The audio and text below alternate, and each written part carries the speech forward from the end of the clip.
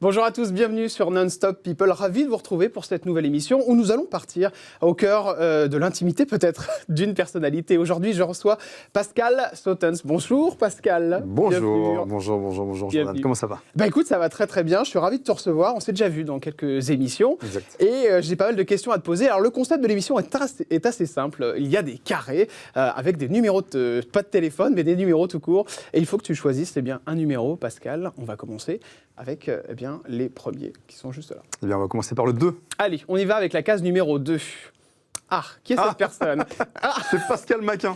Alors, c'est celui qui m'a remplacé sur TF1 ouais. lorsque j'ai quitté TF1. Et il m'a remplacé pendant 2 ans, je crois. Ouais. Si ma mémoire est bonne. Et je crois que ça n'a pas fait un carton.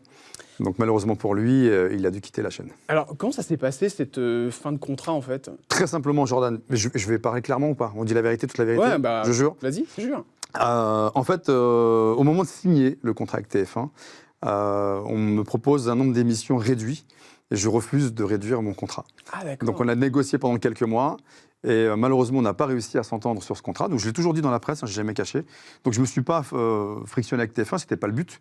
Mais voilà, on ne s'est pas entendu et j'ai décidé de partir. Sauf que TF1 avait le titre Pascal le Grand Frère pendant 2 ans, parce que Julien Courbet est propriétaire de ce titre, le titre de l'émission. Il leur fallait un animateur. Donc, et j'ai vu en annonce, recherchons le nouveau Pascal le Grand Frère. Mais ce qui est terrible, c'est qu'il a le même prénom. Je veux dire, ça a dû être quand même compliqué. De toute façon, l'émission s'appelle Pascal le Grand Frère. Ouais. Donc il fallait un Pascal de toute façon. Ouais, d'accord. Mais je vois, ils auraient pu prendre un autre nom, un autre prénom, parce que du coup, on avait un peu l'impression que c'était une copie, mais un peu mal imitée, quoi. Ouais, c'est ce qui en est ressorti malheureusement de cette affaire, parce que ça fait du bruit comme dans la presse. Ah ouais. Et comme moi j'étais sur une autre chaîne, tout le monde pensait que je revenais sur TF1. Donc quelle chaîne? C'était Énergie 12. Donc, et tout le monde pensait que je revenais sur TF1. Et quand ils ont vu le nouveau Pascal, tout le monde s'est dit mais qu'est-ce que c'est que ça? C'est pas lui, quoi. Donc, et puis il n'y avait pas ma patte perso. Comment t'as réagi quand t'as su ça?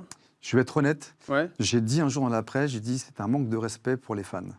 Ouais. Et là, je me suis fait un petit peu allumer en disant oui, on ne parle pas comme ça. Je n'ai pas dit de grossièreté. J'ai dit ce que je pensais et apparemment, on ne peut pas dire ce qu'on pense. Moi, je dis ce que je pense. Qu'est-ce qu'il fait aujourd'hui? Aucune idée. Je sais pas. Je lui passe le bonjour d'ailleurs. Je pense qu'il est retourné parce qu'il était coordinateur jeunesse. Ouais. Voilà, donc je pense qu'il est retourné coordinateur jeunesse, son métier de base, quoi. Donc, je lui passe le bonjour, j'ai du respect pour lui, bien sûr. Bien sûr. On continue avec une autre case. Pascal, vas-y. Allez, la 4. La 4. Qu'est-ce qui se trouve derrière la 4? C'est la même chose, non? Ah non, c'est de l'argent. J'adore cette case. Tu sais que j'aime bien les questions d'argent, Pascal. C'est vrai. Tu sais que j'aime bien ça. Alors, quelle est la question? À ton avis, c'est quoi la question? Oui, combien je gagne, c'est ça? Non, alors la question, c'est déjà, il y a eu Pascal le Grand Frère. Oui. Combien on gagne quand on fait Pascal le Grand Frère? On gagne combien à peu près? T'as bien gagné ta vie, franchement? On gagne sa vie. Ouais. Le dire qu'on gagne bien sa vie, ce serait mentir. Oui, mais tu gagnes combien? Tu gagnais combien quand tu dépasses? Jordan, c'est très bien, t'as toujours essayé de me piéger là-dessus. Mais tu peux nous le dire, c'est fini, cette émission est terminée. Non, comment ça c'est fini? C'est jamais terminé. Mais non, mais elle est terminée. Enfin, je veux dire, il y a plein de choses qui vont recommencer. Enfin, ce que je veux dire, c'est que... J'espère. Donc... Qu'est-ce qu'il veut savoir? C'est quoi la fourchette à peu près? C'est une fourchette. La fourchette, ça peut aller de 0, donc de 0 à... je veux dire, sur la première année, la toute première année, on était entre 0 et 15.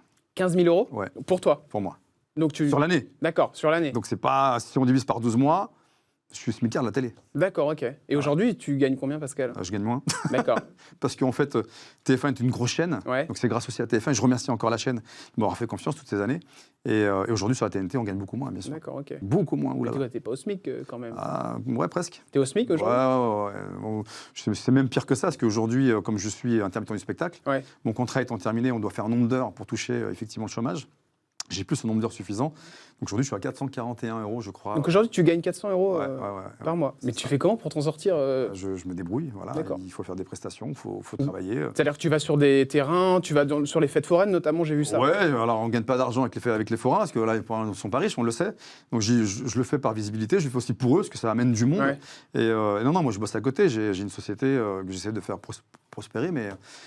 c'est pas évident, donc le sport fonctionne, mais voilà, moi je veux toujours plus d'adhérents, donc c'est difficile d'avoir un salaire raisonnable, donc c'est compliqué en ce moment. On passe à une autre case. C'est à toi de me dire la case. Alors la 2 c'était pas terrible, la 4 non plus, on va partir sur la 3 quoi du coup. Allez, la 3e case. Chiffre impair. Ça c'est une vidéo. Je sais ce que c'est. Allez, on va la regarder puis après on va en parler. C'est pas bien. On va retirer cette photo, on va en mettre une autre.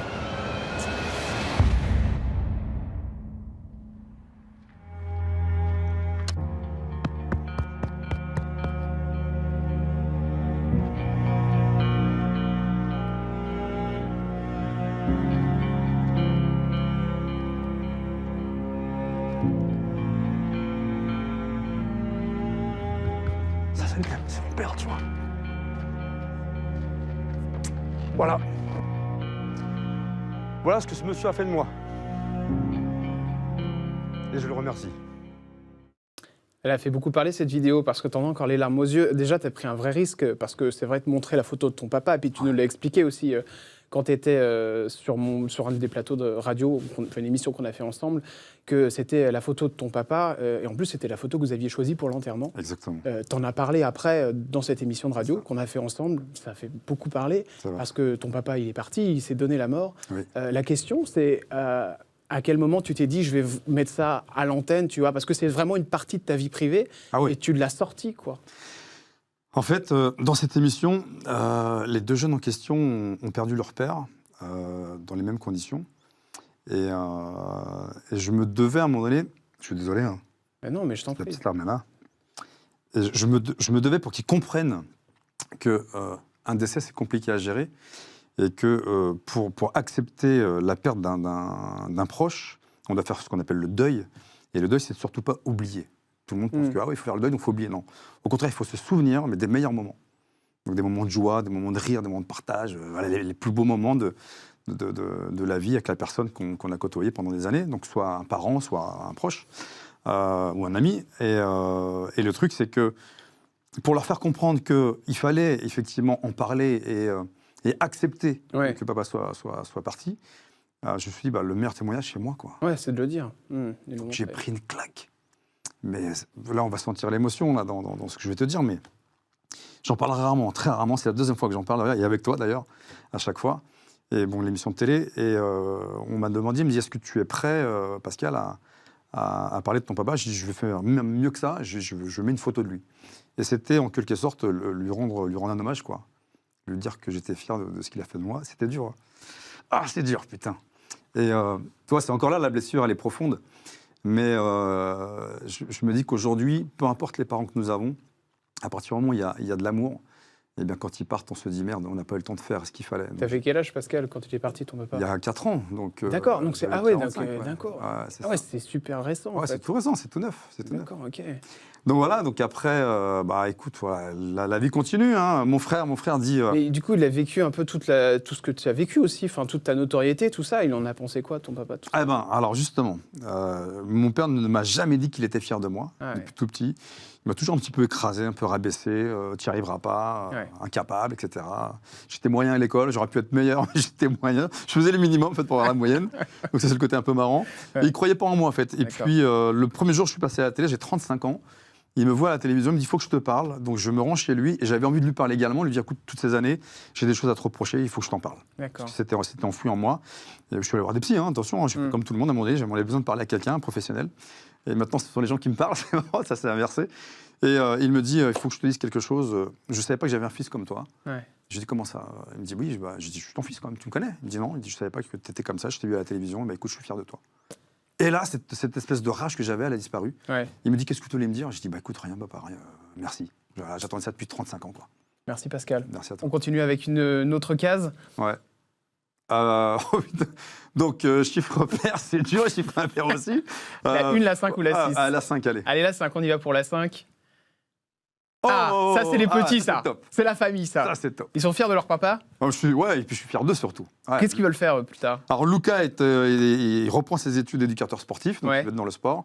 Et Enzo veut coacher également des sportifs de haut niveau. Donc, ils sont tous les deux dans ce domaine-là. Comment tu as géré la notoriété avec les petits? Est-ce que compliqué. Compliqué. Est-ce que tu compliqué. les mets beaucoup sur Instagram? Maintenant, oui. Petits, non. Si tu cherches bien des photos petites, il n'y en a quasiment pas. Quand j'ai commencé, avec leur maman, on avait décidé de les protéger. Et puis doucement, en grandissant, les portables arrivent, et puis les réseaux, et puis papa, on est pas sur Facebook. Je dis, attendez, calmez-vous. Et puis petit à petit, avec leur autorisation, je suis toujours avec leur accord, je les poste sur les réseaux. Maintenant, ils sont grands, ils gèrent. Et on reprend souvent des posts à eux quand ils sont avec leurs copines, avec leur chérie. On s'aime, machin, donc ils reprennent des articles maintenant. On continue avec l'avant-dernière case, Pascal. Donc la 6. On y va pour la 6. Qu'est-ce que c'est? Touche pas à mon poste. Pourquoi il y a cette case qui sort? Touche pas à mon poste. Cyril, c'est un message pour toi. Cyril, si tu me regardes, Je suis chroniqueur chez TPMP bientôt, j'espère. Donc compte sur moi si tu as besoin de moi, je suis libre. Voilà, je t'embrasse. C'est un message que tu lui passes? Ouais, parce que j'adore Cyril. Ouais. Et puis on a eu l'occasion effectivement de converser sur pas mal de choses. Et puis il y avait peut-être ce projet d'arriver sur l'émission. Donc je ne sais pas si c'est toujours d'actualité, mais moi ça me ferait chaud au cœur d'arriver dans l'équipe. Alors je ne sais pas, peut-être pas fréquemment, peut-être 1 à 2 fois par semaine. Ouais. Mais ça me ferait chaud au cœur de rejoindre l'équipe de Cyril, parce que je connais tout le monde, Jean-Michel Maire, etc. Gilles Et Verdez. tu voudrais faire quoi? Être autour de la table? Autour de la table, et pourquoi pas mettre une action en place, action sportive, et, Ah, ça c'est et pas tester mal. un petit peu les chroniqueurs sur des choses bien précises. D'accord. Les mettre au défi, quoi, en fait. Donc, Qui serait le meilleur à ton avis autour de la table? moi. Non, je pense que mettre Doc Généco... Oui, Doc, j'adore Doc en plus. Doc J'adore. Généco, je pense que ouais, on pourrait bien s'amuser. il peut être bon, il peut être bon. Et Dernière- en plus, il a sa place là-bas. Dernière case, Pascal. Bah, donc la une, hein, du coup. Allez, on y va pour la une, pour terminer cette émission. Ça, c'est Julien Courbet. Julien Courbet. La question que je veux te poser avec Ouais. Julien Courbet, c'est est-ce que vous êtes encore en bon terme? Bien sûr. Parce que tu travailles plus, entre guillemets, pour lui. C'est ça. Mon contrat s'est arrêté effectivement avec Julien, en tout cas mon contrat d'exclusivité au mois de juin dernier. Mais Julien, moi c'est quelqu'un que j'adore, c'est lui qui m'a donné ma chance aussi. Il m'a fait confiance durant 15 années. Hein. Donc, et c'est un des producteurs qui m'a gardé à ses côtés. Et même encore maintenant, on s'est écrit, c'est marrant, on s'est écrit il y a 2 jours pour souhaiter une bonne rentrée, puis savoir ce qu'on faisait. D'accord. Donc on est en train de travailler sur différentes choses. On propose en tout cas à des Donc chaînes. tu vas peut-être faire quelque chose avec Julien Courbet. J'espère, alors. ouais, j'espère, pourquoi pas avec lui ou avec d'autres. Ton actu, Pascal. À mon actu, et bien là je tourne dans un film. D'accord, génial. Dans un court-métrage. Alors, c'est un court-métrage, j'ai déjà fait de longs-métrages. Hein. Mais dans un court-métrage avec Jérémy, pardon, Jordan, je suis avec toi. Bah oui. Jérémy Bell. D'accord. Donc, ça s'appelle Dernier souffle. D'accord. Et ça parle de la discrimination, mais D'accord. de tout. Donc, c'est pas un sujet précis, c'est pas l'homophobie, etc. C'est toute discrimination possible. Donc, on va faire un film là-dessus. Peut-être une prod avec Julien Courbet. Et puis, touche pas à mon poste. En tout cas, on te le souhaite et on lui passera le message. Tu peux compter sur moi, Je te Pascal. remercie, Jordan. Merci, Pascal, d'être Merci à venu. toi. À grand Je te plaisir. fais un bisou. Merci beaucoup. Et puis, je te t'embrasse. dis à très vite. Merci à toi. On se retrouve, nous, pour un nouvel instant de luxe, bien sûr, à partir de demain. Même chaîne, même heure.